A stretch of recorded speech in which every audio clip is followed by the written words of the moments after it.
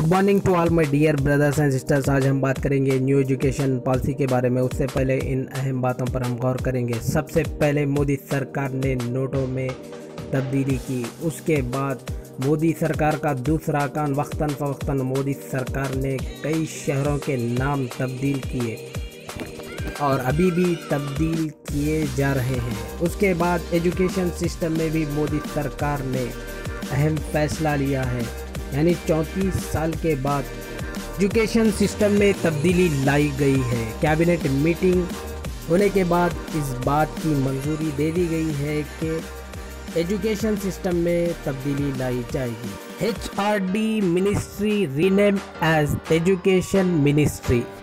जी हाँ दोस्तों, पढ़ाई का सिस्टम बिल्कुल बदल गया है। तो आइए दोस्तों हम इसके बारे में तफसीलात जानेंगे, लेकिन उससे पहले मैं यही कहूँगा कि अभी तक जो भी लोग मेरे इस चैनल को सब्सक्राइब नहीं किए हैं तो मैं उनसे गुजारिश करता हूँ कि इस चैनल को सब्सक्राइब करें, क्योंकि आपको लेटेस्ट अपडेट्स मिलते रहें। लेकिन जिस तरीके से मोदी सरकार तब्दीली ला रही है, इसी तरीके से अगर हिंदुस्तान की अवाम भी अगर सही तौर पर मोदी के प्रोपेगेंडे को समझ जाए तो यकीनन मोदी भी चेंजेस हो सकते हैं। मैं इसलिए नहीं कह रहा हूँ कि मोदी एजुकेशन सिस्टम में तब्दील किए, बल्कि इसलिए कह रहा हूँ कि हिंदुस्तानियों को इन वजह से बहुत सारी परेशानियों का सामना करना पड़ा। तो आइए हम तफसीलात के साथ इस